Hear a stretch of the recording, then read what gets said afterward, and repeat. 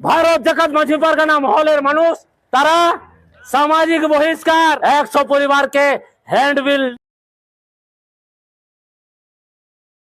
আদিবাসী সেঙ্গেল অভিযান ভারত জাকাত মাঝি পারগানা মহল এবং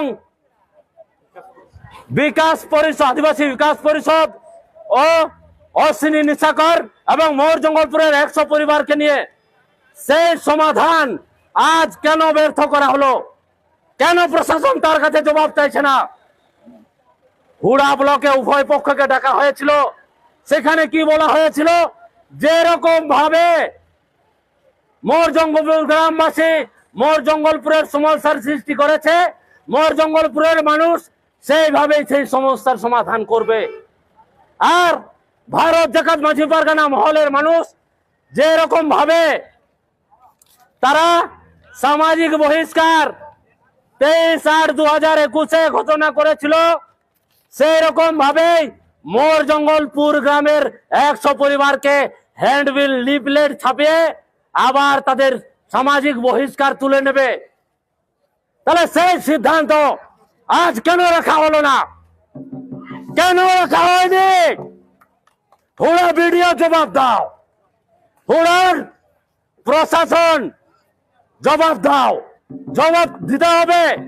এরকম অন্যায় অত্যাচার কতদিন চলবে? দিনের পর দিন। এটা গণতন্ত্র? এটা গণতন্ত্র না গুন্ডাতন্ত্র?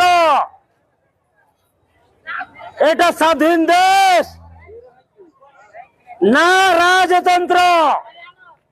তাই আমি বলতে চাই, অবিলম্বে এই 100 পরিবারকে সামাজিক বহিষ্কার থেকে মুক্তি দিতে হবে।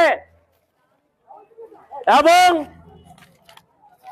আমাদের আর একটা ঘটনা আছে, ঝাড়গ্রাম জেলা জামমনি থানা কেশপুর গ্রামের গুরুচরণ হেমব্রম, পিতা স্বর্গীয় রাম হেমব্রম আজ 21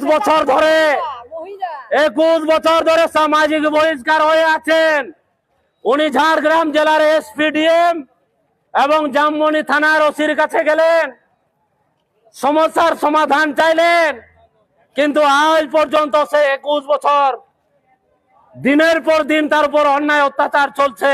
এই ভারত জাকাত মাঝি পারগানা মহলের এই শোষণকারী, অন্যায় অত্যাচারকারী, সামাজিক বহিষ্কার এই একটা অসাংবিধানিক স্বেচ্ছাচারিতার কারণে। তাই আমি বলতে চাই, সেই গুরুচরণ হেমব্রমকে 29/4/2023 সামাজিক বহিষ্কার করা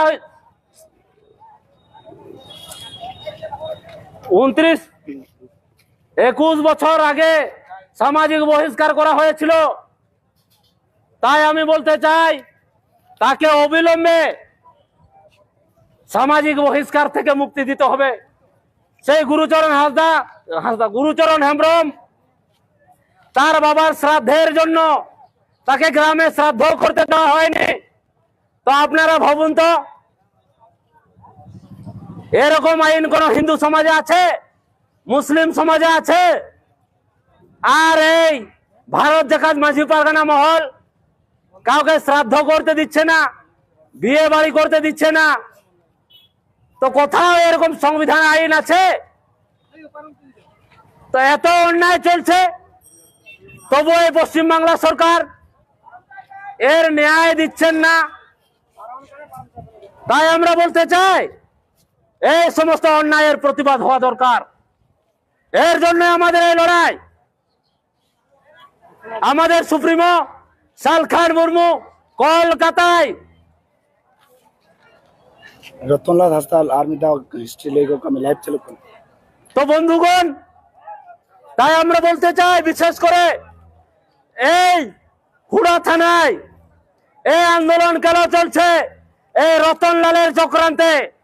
রতনলালের মতো একজন সমাজ বিরোধী, একজন সংবিধান বিরোধী, একজন আদিবাসী বিরোধী ব্যক্তি, যিনি নিজে অন্যায় করেছেন। কি অন্যায় করেছেন? প্রথম স্ত্রীকে ডিভোর্স না দিয়ে, মানে ছাড় বের না করে, সাকা ম্যারেজ না করে চুপি চুপি গোপন ভাবে সেকেন্ড ম্যারেজ করতে যাচ্ছিলেন সেই কাশীপুর থানায় মাঝরা গ্রামে। কিন্তু প্রথম পক্ষের স্ত্রী কোর্টে কেস করলেন। উনি জানালেন প্রথম স্ত্রীর বিনা অনুমতিতে উনি দ্বিতীয় বিয়ে করতে পারেন না, সেকেন্ড ম্যারেজ করতে পারেন না। তথাকথিত পুলিশ রতনলালের বাড়িতে গিয়ে দেখে সত্যি রতনলাল বিয়ের পিড়িতে বসে আছে। তুরন্ত রতনলালকে পুলিশ অ্যারেস্ট করার জন্য উদ্যত হলে রতনলাল সেখান থেকে চোরের মতো পালিয়ে বাঁচে। কিন্তু দুর্ভাগ্যের বিষয় কি হয়, রতনলালের যার সাথে বিয়ের কথা ছিল সেই তরুণী তেল হলুদ মেখে তাকে লগ্না ভ্রষ্টা হতে হয়েছিল। সেই হচ্ছে সেই রতনলাল। কিন্তু তাতেও ক্ষান্ত হননি রতনলাল, আবার চুপি চুপি উনি অন্য জায়গায় সেকেন্ড ম্যারেজ করলেন। মানে থার্ড ম্যারেজ বলা হয়, সেকেন্ড ম্যারেজ তো হলো না। থার্ড ম্যারেজ করলেন মানবাজার থানাতে, পাথরকাটা গ্রামে। আমি যদি মিথ্যা বলি আপনারা রতনলালকে জিজ্ঞেস করবেন, আপনারা রতনলালের গ্রামের মানুষকে জিজ্ঞেস করবেন। বড় থানায়। তো আমি বলতে চাইছি এই রতনলাল আজ কি করছেন, ইনি হচ্ছেন সমাজ সংস্কারক। আরে নিজে সংস্কার হোক, তারপরে সমাজকে সংস্কার করবে। আজ যার গায়ে রতনলালকে প্রথম পক্ষের স্ত্রীকে ভরণ পোষণ দিতে হচ্ছে,